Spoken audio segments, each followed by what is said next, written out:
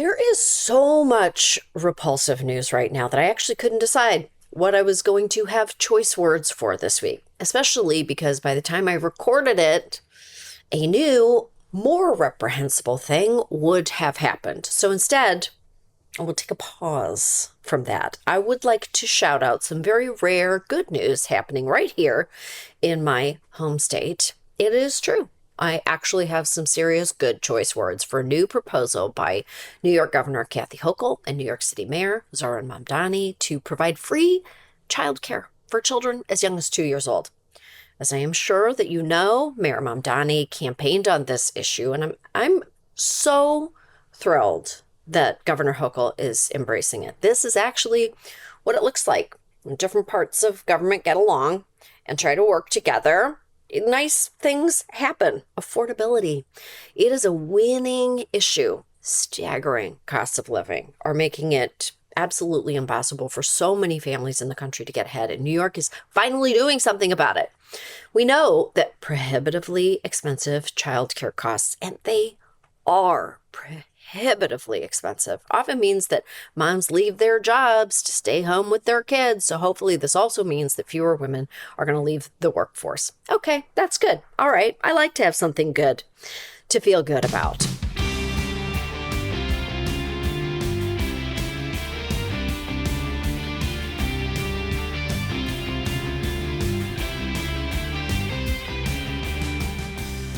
This is Choice Words. I'm Samantha Bee. My guest this week is David Remnick, the esteemed editor of The New Yorker. He's so thoughtful. I love talking shop with him. And hey, while I have you, it might be cold right now, but spring is coming. It is. And I just added spring dates to my How to Survive Menopause Tour. Go to samanthab.com to see if I'm coming to your neck of the woods. Until then, take a listen and make good choices.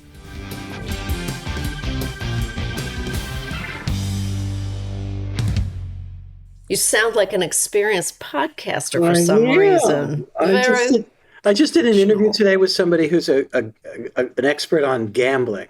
Oh. And got to learn about just how degenerate the country has become in yet another realm. Jesus Christ. Oh my goodness. I mean, you're a big investor in Bitcoin, most likely, and a lot of sports betting. You're in that world, right? Oh my God. When I was at the Washington Post, there was a guy that used to come around on Fridays. And he allegedly, what he did for a living was write a local column. But he clearly had a connection to a bookie, and he would take bets. Apparently, you don't have to do that anymore. Oh, you don't have to do that anymore. You can do that on your phone, and all the teenage boys are doing it because we want to really get them early. Yeah, that's great. We really want to get them started for a lifetime of degenerate activities. We don't want anybody to have any college funds left for their own children. We want to blow it all. Yeah. When you can give it to sports kings or whatever the hell it is. Oh my God. I really do. I have such strong opinions about the fact that we just unleashed advertising. We just now allow it to be on television like it's some fun game, like some fun... Like you're a sports hero yourself. It used to be considered slightly, louche. Now it's not in the least. No, not at all. Popular culture. Yeah. Kids these days with their phones and their loud music. Oh my God. Goddamn degenerates. Yeah. Go ahead. Yeah. Listen, I cannot even imagine what a day-to-day experience life is for you right now in this news climate. Is it news climate? Yeah, what? No, it's so relaxing. You're probably having a picnic in the office. Beautiful day. Okay, so as we're recording this, we are one day post a really just like cataclysmic shooting in Minnesota. I'm reeling from it. Everyone I know is in complete shock. And we're just, it just feels like there is no bottom. There is never a bottom. And your work is, in some ways it's like the slow food movement of news. Do you know what I mean? Like if CNN is McDonald's, you're kind of like slow food, but you're still responding in We real do. We try time. to. We're doing Yeah. two things at once, or at least two Yeah. things at once. One is we do come out every day online. Hmm. We're not giving you obviously the fullness of a newspaper's report like the Times or the and so on, but we do try to be responsive to the news Hmm. and at the same time have big pieces that will stand and hang around for quite a while as Right. maybe even definitive. So it's changed with technology and the culture of the New Yorker. Yeah. What is a typical day like? What does a today look like in the life of David Remnick? How early is your morning meeting? Is it 3 o'clock in the morning now? Just No, to no, kind no, of no, no, no. just to keep up? No, the day begins for me very early, and yes, I the word of the moment is doom scroll and look through the Yeah, news and catch up, and I will have fallen asleep the night before to some grim podcast as well. sure. Um, so I'm really immersed in it. But we have a meeting here at 10 o'clock to just Hmm. plan out uh, coverage in the day and the meeting could easily be called, as Dorothy Parker once said, what fresh hell. Right. So, and you're right, the Minneapolis shooting, the invasion of Venezuela, the potential invasion of Greenland of all places, and Right. I mean maybe Monaco. We could be moving into Monaco. That Well, could be they next. do have a wonderful beach there. They There's do. They do. The best. they're the And best why should beach. they have it? Why should they have it for themselves? That's Can right. we drill just offshore? Is there anything we can get out of it? Exactly. Exactly. You know what? Literally nothing is predictable anymore. Well, actually, that's not true. I think that the Greenland story just keeps. When do you think people will ever believe that he actually means what he says when he says it? Well, I think that's what Venezuela was about in many ways. I think Mm, Venezuela was a way of setting down a marker of the imperial or unlikely or the unlikely imperial, hmm. so that um, Colombia and Cuba and would be readier to do Donald Trump's bidding. Right. But at the same time, what's overlooked is the effect of what that says to Russia, for example, or what that says to China. And I just listened to Bret Stephens, a conservative columnist at the Times, go on about how this would make China hesitate, or I don't see the logic in that at all. To me, what it says to China is you have your sphere of influence Hmm.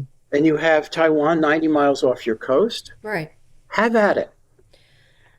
That's how I see it too. I see the hemisphere. I'm like, okay, we this is our hemisphere. It does feel to me also like it unleashes something. This imperial presidency is And, making a statement to the rest of the world like we're fine with you, just you do your thing. well, and another thing happened yesterday, Sam, and these things, you're right, they happen in such profusion that it's hard to keep up. But the Hmm. president of the United States is going to push a 50% increase in the defense budget for the country that has the biggest defense budget by some magnificent multiple over China and Russia and Europe and all the rest. So we have a defense budget of $1 trillion now. That's, by the way, that's as my father would say, that's first a little bit of money. Wow. And it's now the recommendation is to push this to $1.5 trillion. Um, it is, That's an inconceivable it's an and the money has to come inconceivable from budget. somewhere. Yeah. The money has to Yes. come from taxes, and this was somebody who was going to make life better for working class and middle class people. So that money is either going to have to come from tax cuts in social programs because it Right. can't come from Social Security and Right. fixed costs in the budget, or it's going to be a tax increase of a magnificent level. And it's interesting too, and it actually kind of comes back to Minnesota for me in the moment because it seems so easy for them to tell us not to believe the things that we are seeing with our own eyes. They're actually so good at just saying, like, no, it's not really that. Like, there isn't really an affordability crisis. That's in your mind. We didn't really, the video shows something that you didn't see. We see it, this is how we see it. Does it remind you of living in Moscow for all those years? Well, I did. You're right. I lived in Moscow in the last days of the Soviet Union. And when I arrived in 1988, was the last days of a really comprehensive uh, censorship and Hmm. government control of the press and even comedy and everything else on television, radio, and in print. And obviously, it was pre-internet. And then I saw something magnificent happen in about 1989, 90 under Mikhail Gorbachev, and some of your listeners remember who that was. And Sure. he was the head of the Communist Party. He was the last one. And he initiated a policy called glasnost. And so the opposite of Right. what's happening here was happening there, which is to say, it was opening up. Historians were able to write about things they'd never written about before. The press could write about the war in Afghanistan or Right. drugs on the street or LGBTQ issues, although they were hardly called that at the time. And just as a human being, to be alive at that moment of optimism, of democratization in the Soviet Union, and even for about 10 seconds, China, although it was crushed, but in Latin America Hmm. and Central Europe and all the rest, I just, to have been 31 years old then, Right. and now to be not 31 years old, I don't want to die like this. The direction of the world is, in so many ways, politically and geopolitically grim. I refuse to believe that's the, you know, constant progression or digression of where we're going. But that's Right. where we are right now, for sure. Does it feel, am I being optimistic when I say things like, is it just a cycle? Is it just like, or is this the death cycle? Well, there's no question that American history. This is not the first. I hate this word. Challenging. People use challenge, greatest Right. euphemism of all time. Terrible is a better word for it. Period in American history. We've had worse in many ways. We had a civil war. We had the end of Reconstruction and the reaction to it, and. Hmm. But to minimize what's going on, as some people would, and not just Fox News, but many people, Hmm. I think is a terrible delusion. Right. I do think that people don't know where to put their anger and frustration right now. I think that it was in his first term, it was more evident that you felt like if you spoke, it might actually do, you felt like you could do something by speaking. You felt like you could do something by just like railing against it. You felt like there were still some structures in place that made sense. And now we are undoing all of those structures and all of those. I feel that way a lot, but I also think, and I would never call myself a raving optimist, but Sure. if there's an optimism that resides in me, it's that we are not Russia. So Russia had 10 minutes of freedom of the press. Right. It had 10 minutes of a democratic direction, at least. But their tradition was entirely autocratic and under the Bolsheviks, an all consuming totalitarian system. That's not our history. Right. We have all kinds of misery in our history, whether it's slavery or civil war, but we do have these inscribed in our code are traditions of democracy and institutions that are at least capable of sustaining themselves. So so our foundation is different from a place than Russia. We do have an election scheduled in the fall. We do have an election scheduled 2 years after that for the presidency. There's no guarantee that the prince or princess of light will win. But I don't think we have to consign ourselves to despair, which I just refuse. Right. Well, how do you resist that? How do you resist that? Because I think that is difficult for people. Yeah, it is. It sure is. And after a week like this past Yeah. week, I don't blame them, or I wouldn't blame myself, because we are just the sheer sum of shittiness and cruelty and um, lying and greed and dishonesty, and the list could go on, Hmm.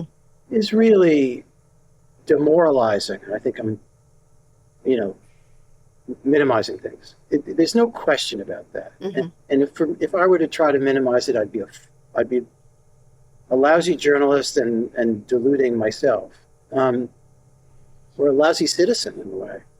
Um, but I, I just refuse it. Right. I'm not I wasn't born to the New Testament, but the New Testament does tell us that despair is the unforgivable sin, and Right. I think that's sensible advice from chapter 2. We just cheer ourselves up with hardcore sports betting.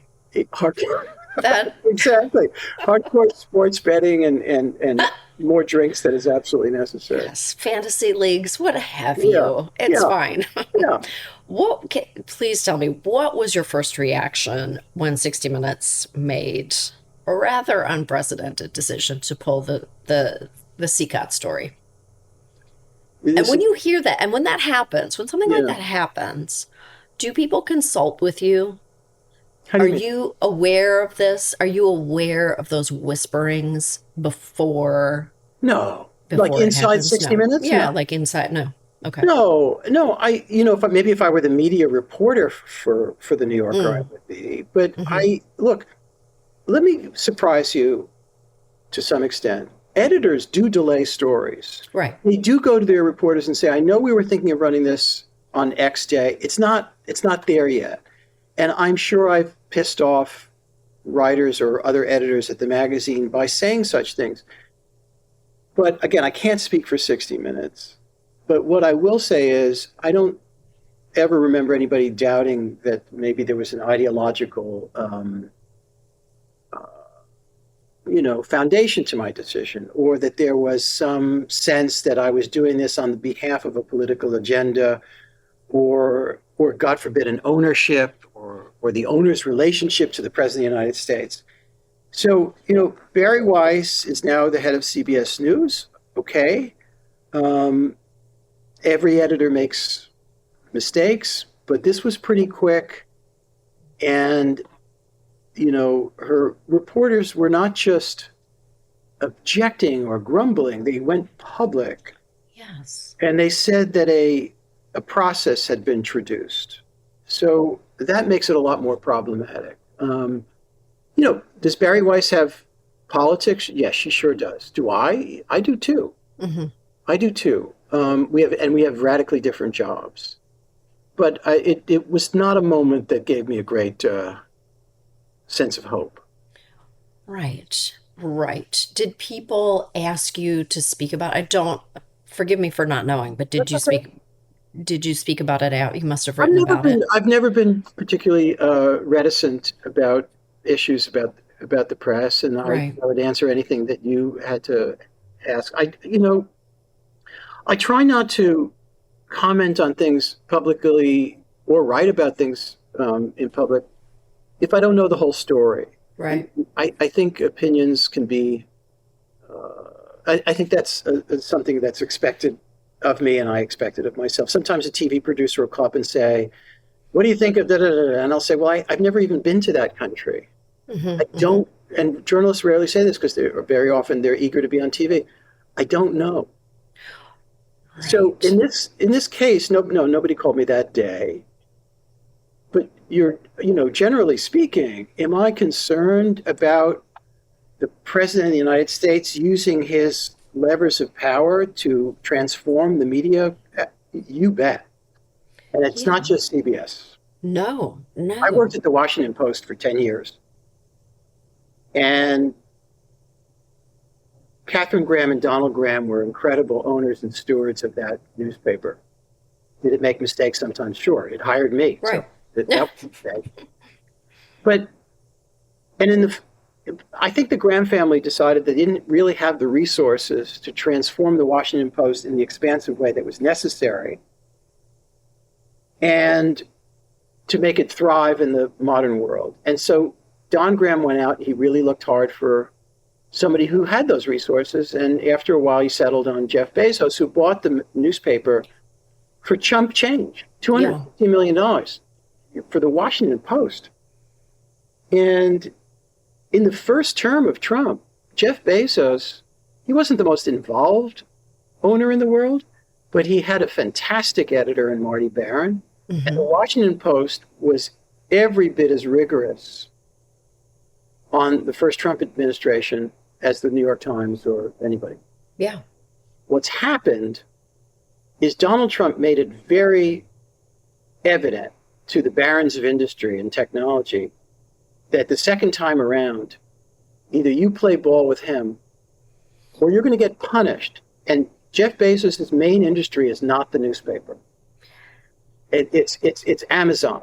And Yes. so if he gets punished on Amazon, he's not going to be able to ride around in his boat as quite as often, and et cetera, et cetera. And so he changed his tune, and he has been so he's transformed the paper, and people he's hired have transformed it in a way that's just not encouraging at all. Not encouraging at all. I mean, I found that shocking. I actually don't know why he continues to want to own it.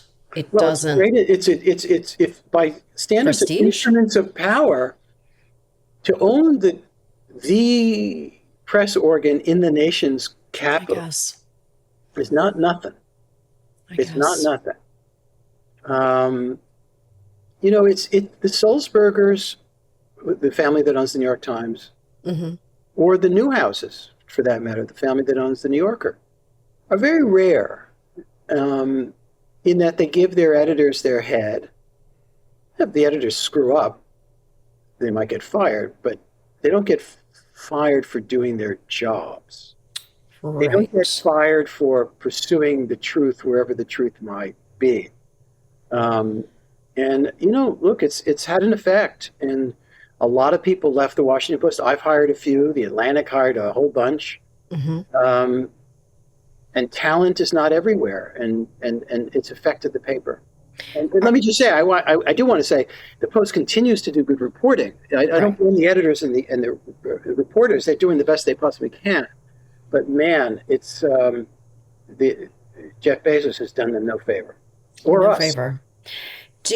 Has it been surprising to you to see outlets be so willing to comply to pre-comply with what they assume is coming down for them? Yeah, yeah, because I'm a little bit idealistic about it, but And actually, maybe for I'm that too much. matter, big law firms. Well, In I mean, and it's shameful, and the law firms that didn't bend over or take the knee or whatever phrase you want to use for it, sure, they haven't been hurt so bad.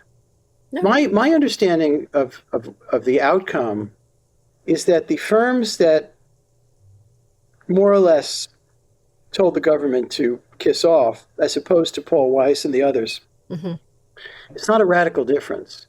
I right, mean, the decision at Paul Weiss and other firms like it was because their partners didn't want to see their bonuses and salaries reduced even in a short period of time.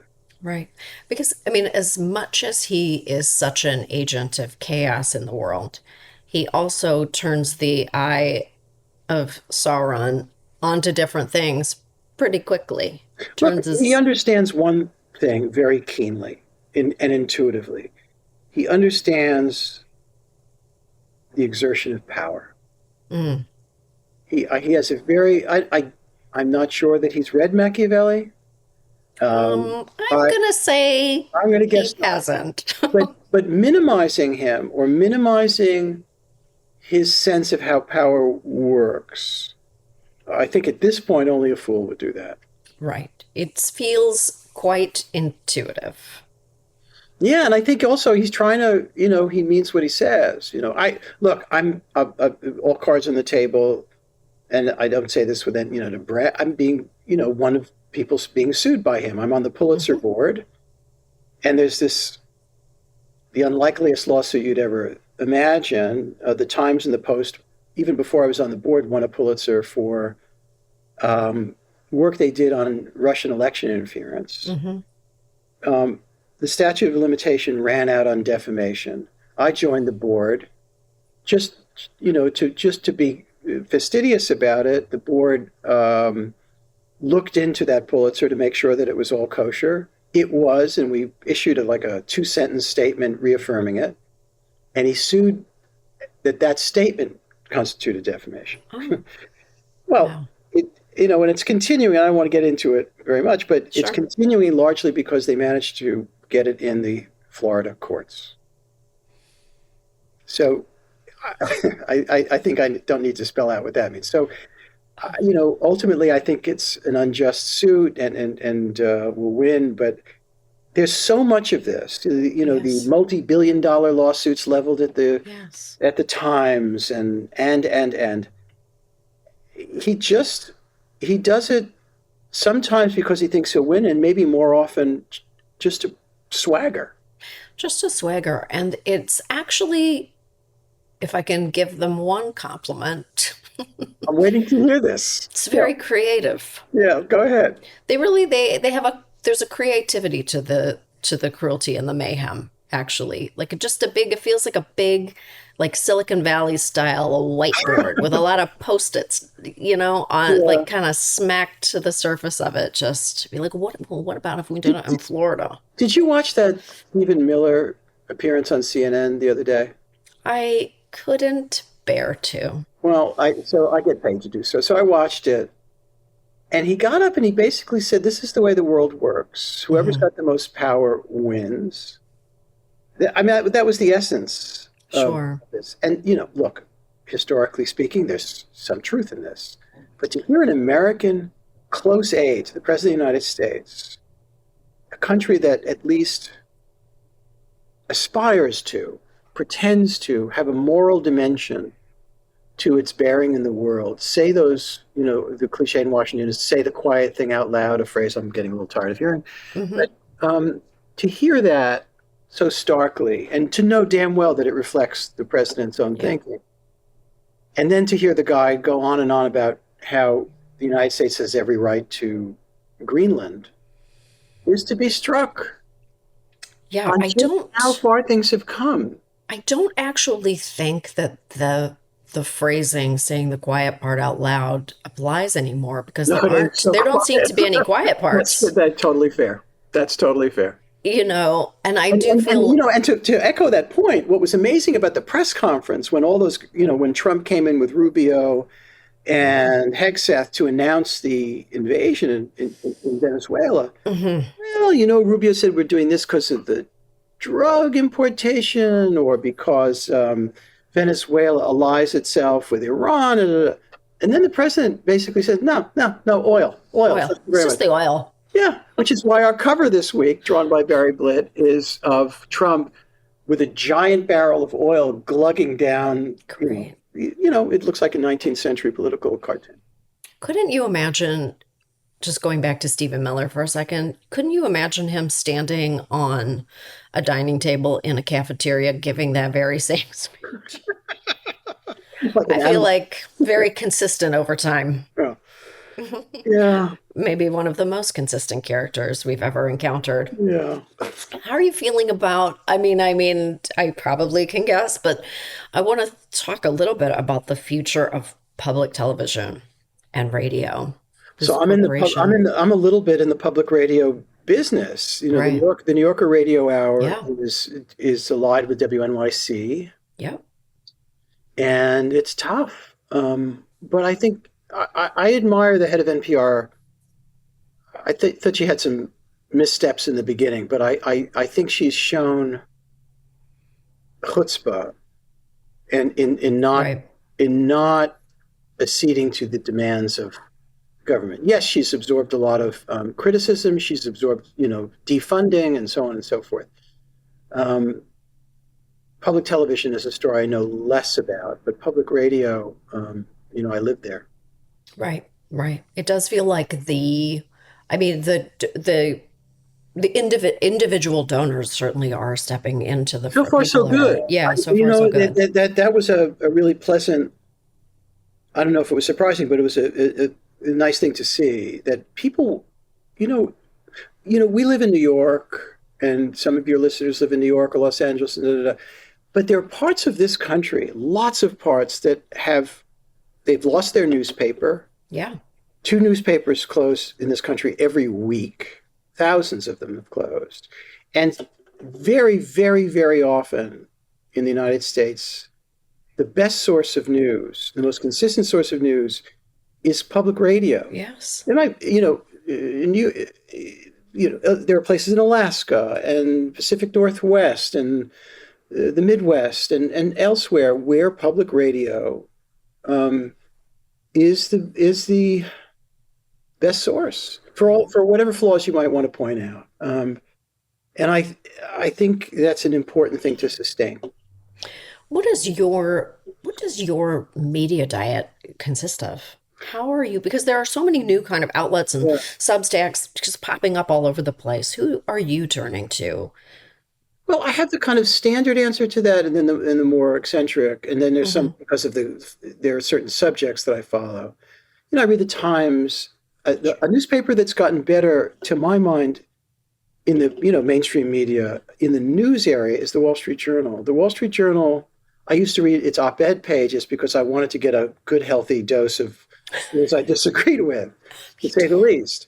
Now the news pages under Yeah. Emma Tucker are very lively and very alert. So I admire them. I still read the Post. Hmm.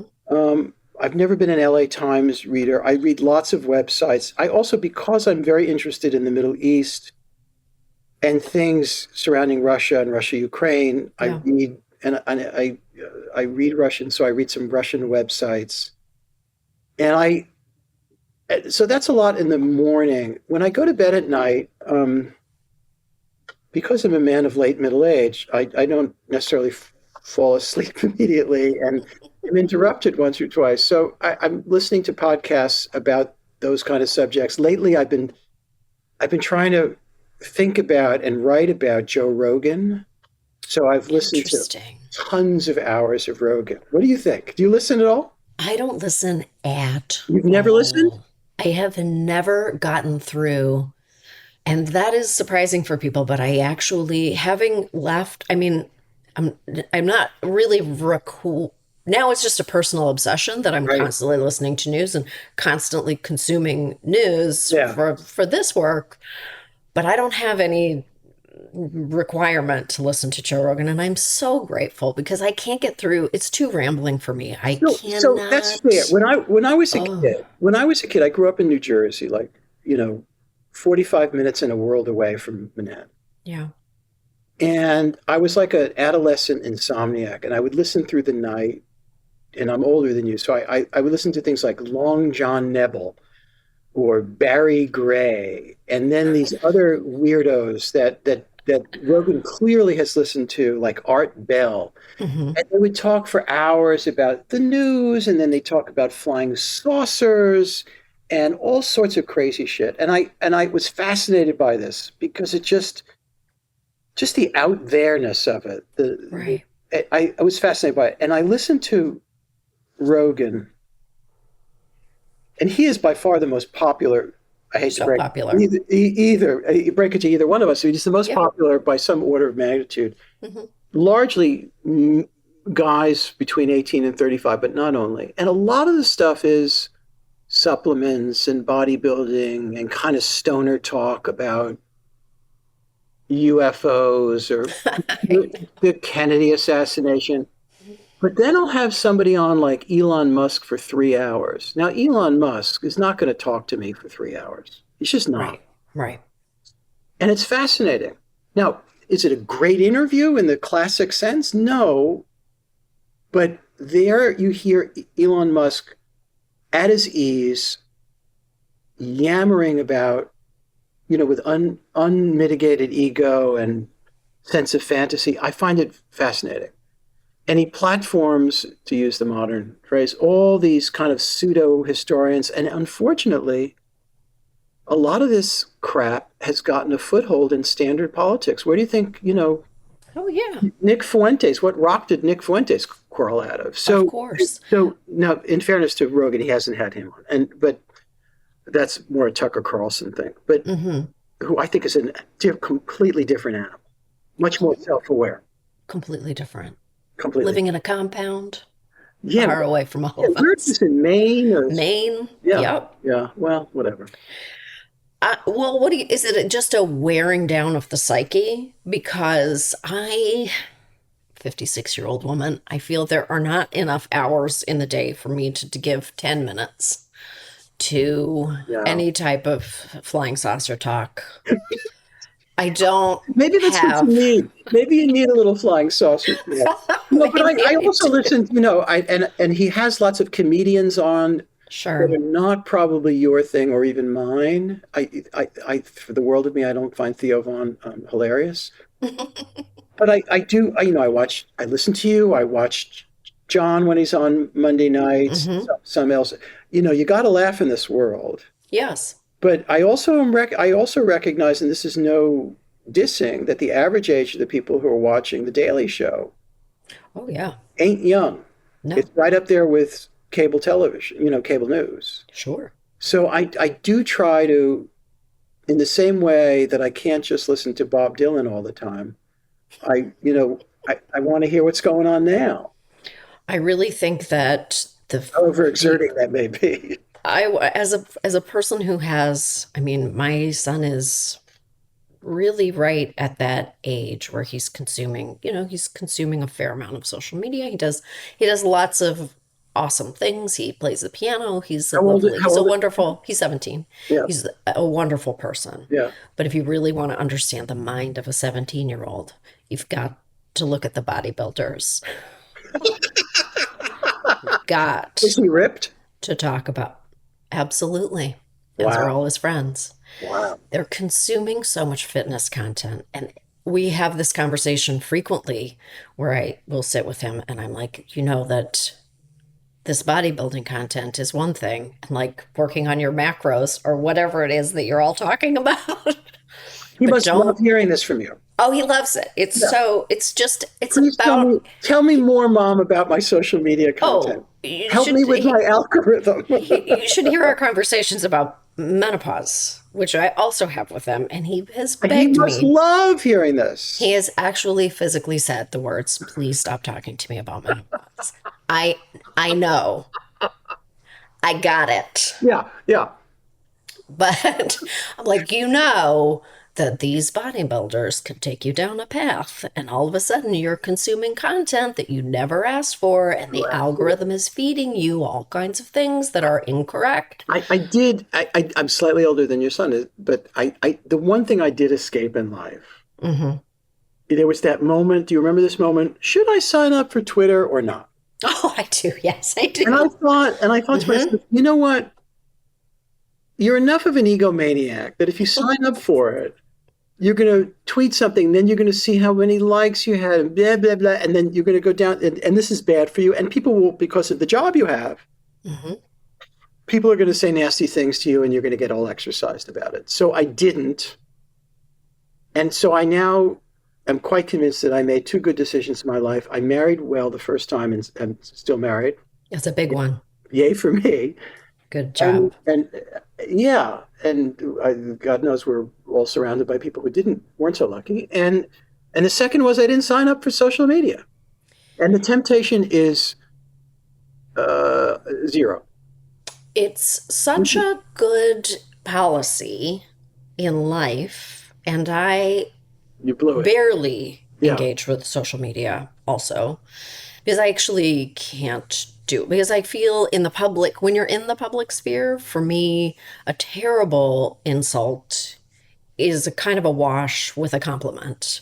Neither one of those things But helps me. you're a human being, and So let me ask you a question. So you said it was something rude way back when about Sure, Ivanka Trump.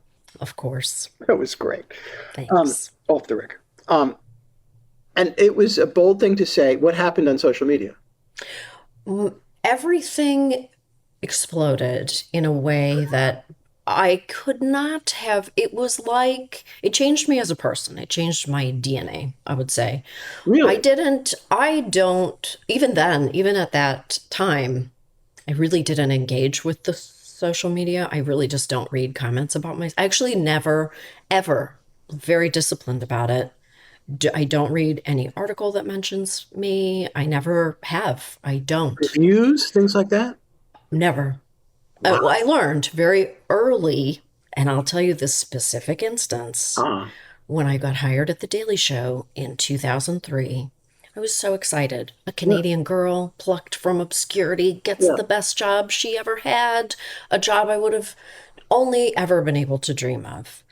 And at that time, IMDb only had chat, like little chat boards, little messaging boards. Yeah. And a user on the IMDb messaging board the day after my premiere, appearance, and I was terrified, obviously. His name was his, I'm just assuming, could have been anyone. Hanzo Hattori. Hanzo Hattori said explicitly that he hoped that I would walk out the front door of my apartment and be hit by a bus Nice. because I was so like ugly and awful and like just it Oh my was God. it like it would just it I never forgot. I never forgot that first sensation of what it felt like to let Oh, someone's hideous, toxic comment like just in be in my soul. It never went away. And so I've actually been very good at training myself. So I don't read anything about myself. I have an awareness of social media and I have an awareness of what is being said, but I cannot engage with it because it doesn't, wouldn't be able to do my job. I wouldn't be I, able to work. So I admire you. It takes, well, I think part of the difference is you have been in a visual medium. I am generally not. I mean, other than to appear for 5 minutes on some, Morning Joe or something like that, or David, I, we all know who you are. We've seen you. not, We just watched a big documentary about you. well, that's nice. I'm glad. But generally speaking, if you write or you edit, um, people like you get the pleasant thing. Mm, Generally speaking, like I go into Barney Greengrass, which is my, around the corner for me. hmm People are delightful. I love that cartoon, and so that it's really pleasant. But Right. I've actually been with famous people. It looks like a horrible way to exist, and television is the way to do it. I mean, it's just really to get that kind of blowback. Something has to grow within you or around you to fend off the shit, or you're going to fall apart. I Or assume. you fall apart. And I think the truth is that a lot of people do fall apart. And I think it can become your entire personality. You just cannot let it in. But it helps to be a fully formed person at the All moment right. that comes to you. It helps to be an adult, when Yeah. you're an adult and you enter this other realm. Hopefully your ego is formed in a healthy way, Someone's. Yeah. somewhat, so Yeah. that there's like a ratio of like when you get to be on television, if more than half of your life or something is spent on camera, you can't be normal anymore. So everyone who was in TV news said that people, and he was talking about anchor people, is that they love the feeling of being on television. Just Right. that there's something transporting to them. It's like when sometimes you'll read about musicians, and I've written a bit about musicians, that the 2 hours a day that they're on stage, if they're lucky Mm, to have shows that often, yeah. it's the other 22 hours a day that's a problem. Yes, and the 30 minutes before you go on stage, Yeah. which was described, Nico Case actually described this to me. She was like, that's the dark night of the soul. The time Yeah. in between sound check and when you go on stage and receive all that beautiful, delicious feedback. Yeah. It's that moment where you're like, why am I doing this? This is terrible.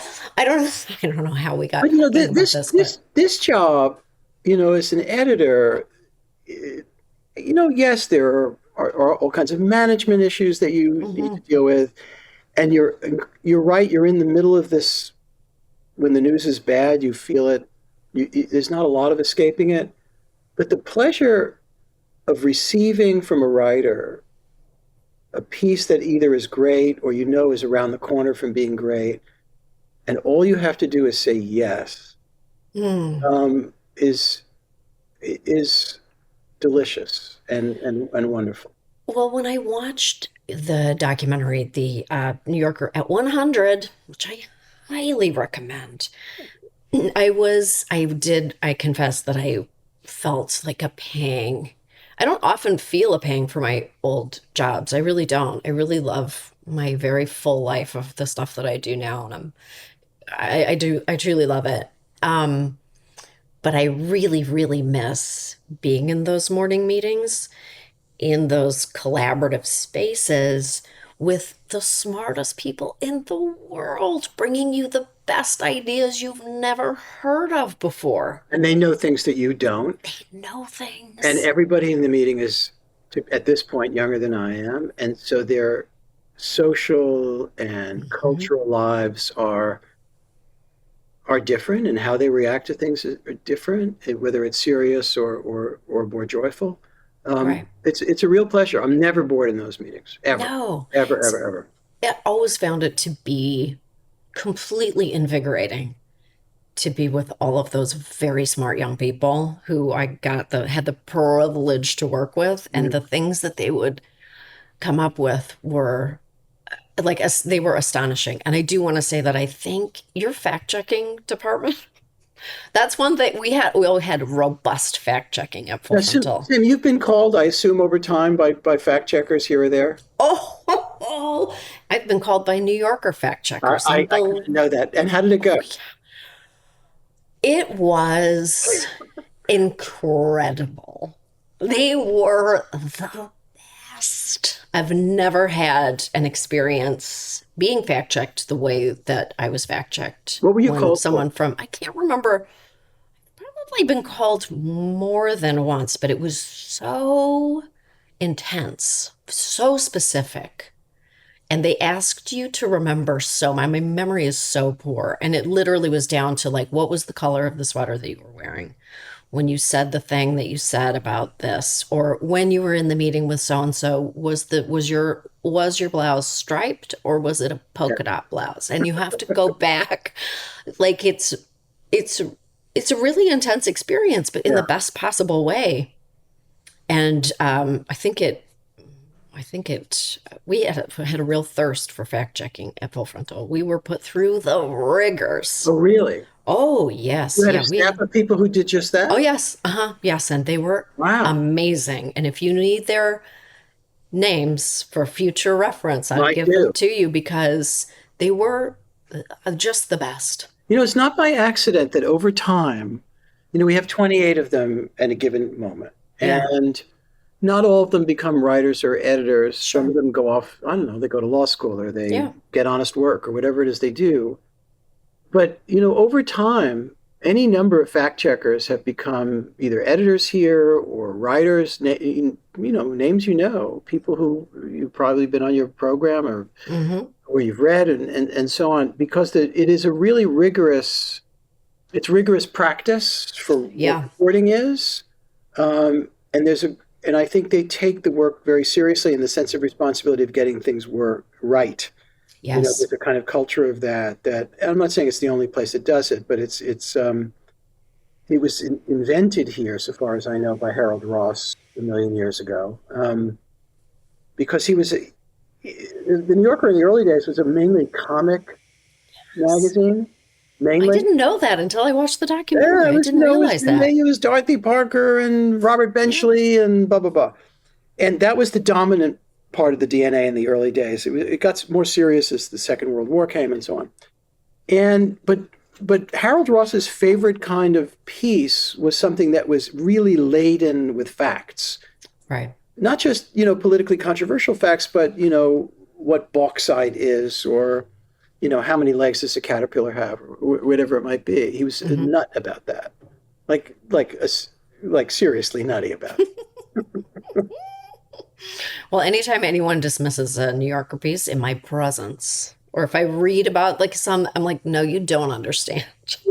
These are the facts. Well, I will say, look, I don't want to pretend that we don't ever make a mistake, Sure. but we try Okay. to then correct it. Yeah. And thanks for the internet, sometimes we can correct it more quickly than we used to. I gotta tell you, thank you so much. This was a great conversation. I It's have so fun. thoroughly enjoyed It seeing was so you, fun to be here. talking to you. Um, I know you are busy. I can't imagine with what. Yeah, yeah, Whatever. on a given day. Yeah, simple. You bring a lot of joy into the world, and I really appreciate getting the time with you. Oh, thank you so much. And everybody should watch the documentary because I learned a lot from it. And I also just was reminded of how much I appreciate that you exist and how timeless your work is. Well, thank you. And it's on this little obscure streaming service you might not get. It's called Netflix. I think, Oh, what? Oh, yeah, I wouldn't have. sign up. I'm too busy creating with my hands. Exactly. Um, Yeah, you'll be on Mubi, but you'll find this other thing. oh, yes. Yeah. I'm a movie addict. All right. Thank you so much.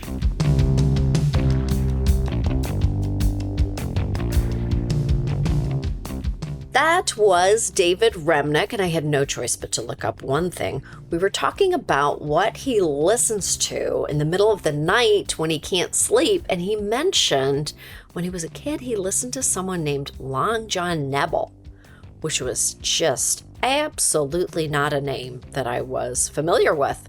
Well, Long John Nebel had an all-night radio show, an all-night radio show from the mid-1950s to his death in the late 70s. Wow, an all-night radio show. I wish he was still on because I barely sleep at all anymore. Thanks for joining us. I am Samantha Bee. We will see you next week for some more choice words.